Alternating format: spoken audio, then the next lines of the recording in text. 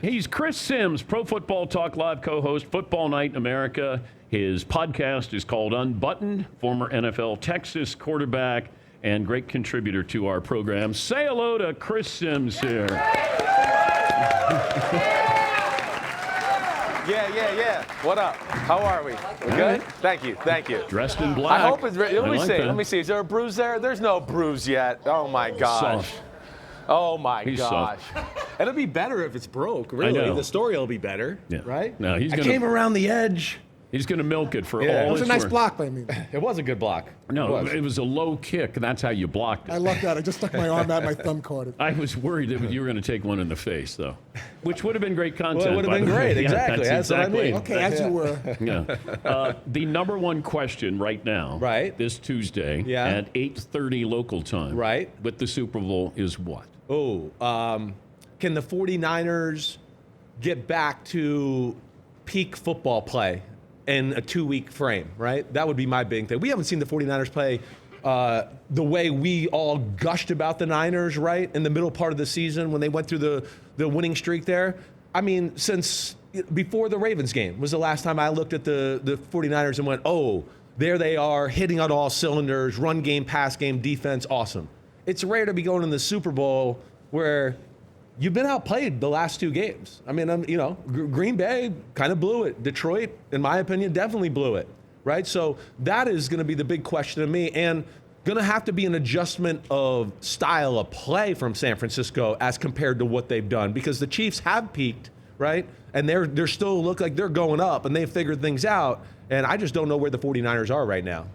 How much do you think it's in the back of Kyle Shanahan's mind what happened when he was the offensive coordinator with the Falcons, like getting those questions, not winning the Super Bowl, now you're back in the Super Bowl. Yeah, I know. Play calling in the Super Bowl, does that change if you're up big? Or, I mean, he's a friend of yours. Yeah, he's my buddy. I'm nervous for him because I know how big this is to his legacy, right? I mean, he's, without question, in my opinion, and I don't think it's, anybody would be far off, he's the best coach in football with Andy Reid. I mean, it's 4 out of 5 NFC championship games. His coaching tree, the GMs, everybody. Look at the whole league.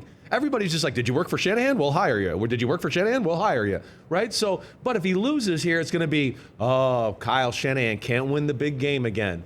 Can't come through. And, I don't think that's fair. He's very honest and open and direct about answering these things that you talk about. First off, I got a problem with the Atlanta Falcons 28-3 thing. Isn't Dan Quinn a defensive coach? Isn't he the one that's supposed to manage the football game? Like last I heard, Dan Quinn does not get blamed for 28-3. It's shocking. It is shocking. People think Kyle Shanahan was the head coach of the Falcons. Like, I think I've said this to you before. If the roles were reversed and Josh McDaniels and the Patriots were the ones with the lead, we wouldn't be going, oh, Josh McDaniels. We go, what is Bill Belichick doing? Yeah. Why did he not run the ball? Why? It's the head coach's job to get on the headset and go, hey, offensive coordinator, I want to do this right here for this situation. Hey, run the ball here, run the ball. The offensive coordinator is going to do what he does, which was attack that year, right? Then they have, of course, the Super Bowl. They lose to the Chiefs. And, hey, let's be honest, that was tough. And the Chiefs are special. I mean, this is a special team. To be down 20-10 and 7 minutes left in a Super Bowl and come back, we don't see that happen very much, and that's because of this quarterback. So, it is a big day. He's got a lot of pressure on him for sure, but he's still a great coach, and he doesn't back down from any of those conversations with anybody. Is Kyle Shanahan in Brock Purdy's ear during the game? Well, I mean, until it's legally cut off. Yeah, but I don't think it's it's not like we've seen in years past with McVay and Goff, where he's at the line of scrimmage, right? They don't huddle, so then he can tell him stuff. Purdy is extremely intelligent. He's, in a lot of ways found his Kirk Cousins, let's say, for lack of a better way of saying that. A guy that's, a nerd, a football junkie. Well, I can give him 7,000 rules and checks, and he'll remember them all. And he'll be able to read the defense and almost be an extension of Shanahan on the football field. But your comp is Kirk Cousins. It would be something along those lines, right? Yeah, it would be like that. It would be Kirk Cousins-ish, right? He's got a Mac Jones skill set-ish, right? Drew Brees-ish, but not as good as Drew Brees, or at least I'm not ready to say that. Drew's got a little more physical ability than people want to give him credit for. And I give you credit because we went from Brock Purdy Joe Montana. Yeah. And I'm like, no. How about we come down the ladder a little bit? You're at least being reasonable and respectable by saying, there's a Kirk Cousins feel to him. Yeah, yes, and I don't say that as an insult. That's positive to me. You can win a Super Bowl with Kirk Cousins. I believe that. Yeah. Again, you got to have a team around you, and team's important. And I think we forget about that. We're in the era of Brady and Mahomes and Manning, and we just think quarterback. And, I grew up in an era, Phil Simms and the Giants beat the Denver Broncos. Phil was not as good as John Elway, but his team was better. So he won on that day, right? And he was hot and played great. But I think we lose sight of that a little bit. Do we not think Dan Marino wouldn't have won a Super Bowl or two if he was on the 49ers in the 80s? I mean, that's where you can say Dad won the Super Bowl. Dad's the man. And he was a baller on the biggest day. I mean, he saved his best game for the biggest day. But does he ever bring that up to you guys, the No. kids? He No. never, maybe has a couple of beers, and it's like, hey, let me tell you about the game against Denver. Not at all. He's just not like that. We can get him going on crazy stories every now and then. Tell us a Lawrence story. Tell us all of those things. Explain the Lawrence Taylor story when he shows up at your house and your mom answers. Yeah, well, this happened on many occasions, right? So this is many? At least 2 to 3. Okay. At least 2 to 3, Okay. right? And Lawrence, of course, was famous for being out late at night, right? And not going to sleep and continuing into the next day, right? That's just what Lawrence did, right? That's where sometimes, hey, you got to be who you are, right? Lawrence started working out and drinking protein shakes. I don't know if he'd have been Lawrence Taylor, right? He needed that edge. But either way, he would call the house at 4:30 in the morning, and I'm down the hallway, and it's old days. It's not a cell phone. The whole house is ringing, right? It's ring, ring, and you're like, what? Who the hell is calling our house right now? No caller ID. No caller ID.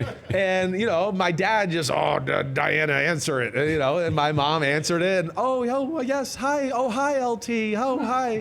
And, he'd always have these crazy comments he'd say to my dad, what's up with you white people? Why are you always sleeping, right? And he'd say all that stuff, which we love. It is great. It is great.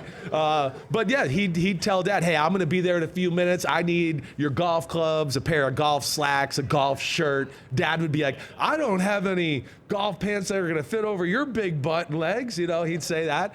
But yeah, then I'd, on 2 occasions, I hear Dad get up, go outside, and there's Lawrence in the front in the driveway, and he's grabbing the clubs and feeling them and swinging them around, and he's got a shirt off, and he's going to put another shirt on, and he's going to get changed right in the driveway, and then he's going to tell my dad to make him a tea time somewhere local. And that's we had the pleasure of dealing with that a few times. But it feels like old school coaches, like Bill Parcells, had to look the other way. Yeah. Right? He was... Bill Belichick was right. the defensive coordinator. Right. They didn't hold. I mean, he was so great they didn't hold him accountable. It's right. It's Bill Belichick who holds everybody accountable now for and he's famous so we're for going to that. blame Belichick, Well, not the head coach, no, Bill the head coach, Parcells. it's both. But this is what's funny about it is, I mean, Lawrence at one time, as I've understood, had a sleeping bag on the floor in the defensive meeting room right at Bill Belichick's feet. Lawrence was probably out all night, so they want him to rest a little bit. So he'd lay on the ground, and every now and then go, hey, hey, Lawrence, you got that, what we said? And he'd kind of roll over and go, yeah, I got it. And he would be laying on the ground, and it was a different era, definitely. Not the same today, certainly. Maybe a little less politically correct, crazy, in your face, letting things go on. Yeah. A lot of fun those days. Yeah, can't The do good that old stuff days. now. No, Yeah, you can't. Can't do that stuff. They can't now. even, little players now, I don't even feel like can take old school coaching to a degree, right? You got to find the right blend. And I think that's what's really cool about these two coaches in this Super Bowl. Like if you've ever been to a Shanahan or an Andy Reid practice, it's extremely intense. There is no nonsense, and then they both have a blend of knowing how to talk to their guys and be cool with them, but yet, they're the boss and, they might throw a few 4-letter words at you every now and then if they don't like what you're doing out there. And that's where they have the magic touch. I've been saying this for years, and if the commissioner would come on the show, I would say it to him. Right. If why can't we give, the Denver Broncos offensive line against the Packers in the Super Bowl? Yeah. They were the MVP. I hear you. Can you give it to a group? Right. I know we always want to have the car, hey, and here's your Chevy truck. Yes. But to give it to a group, I think would be awesome. If you gave it to the secondary of the Seahawks. Yeah. I think that would have been awesome. I'm with you in the fact that I know I've complained about this with you before of, it's just, are we just in the era of the quarterback's going to win the Heisman, the quarterback's going to win the MVP every year, no matter what, right? And yeah, there's some Super Bowls in the past, whether you go the Patriots and Giants Super Bowl 42, right? I mean, man, the defense, holy cow, that day. Strahan, tough. They won the game. They won the game, That right? front four Eli won was the game. clutch and amazing at the end, not taking anything away from him. Brady in his first Super Bowl. He had 98 Defense. yards throwing. Yes. Just going into the last drive of the game. He won the MVP with throwing for 145 yards. The They had a pick secondary six. won that game. Right. Pick six. They stopped the greatest show on turf. So I'm with you in the I wish the voters would, get away from the eye candy sometimes. But are you allowed to do that? They probably. I know. I haven't seen I the know. ballot, but it feels like unless somebody starts a write-in campaign. But there are times when there's a group that wins the Super Bowl. I don't disagree with you. I don't. Yeah, that Broncos offensive line with Terrell Davis against the Packers. I hear it. That would fit that mold too. Yeah, I Yep. agree. Did you make your Super Bowl pick on Pro Football Talk yet? Not yet. So before the year, I picked 49ers Chiefs, and I picked the 49ers to win. Well, then you have to stay with that. I feel like I do, but I'm nervous, as I said. Well, okay. Yeah. How would it look if you're not picking your friend's football team? Well, I could tell you how it looks because last year, I picked Philly to beat them in the NFC Championship game, right? Right. So, I mean, I'm rooting for the 49ers, but my brain said Philly was going to win that game. Every one of my and Kyle Shanahan's friends, his family members, like they see it post on social media, and they're all like, what the hell, right? And I just go, I'm just picking the game. It doesn't mean I'm rooting for them. So I think they know that, but they'll still bother me if they saw I picked But the do Chiefs. you still, like deep down, Yeah. you're going to go against Patrick Mahomes? Right now, I don't feel like I am. No. I think if you made me bet money on the game right now, I would pick the Chiefs to win. I'm shocked right now that the 49ers are 2-point favorites.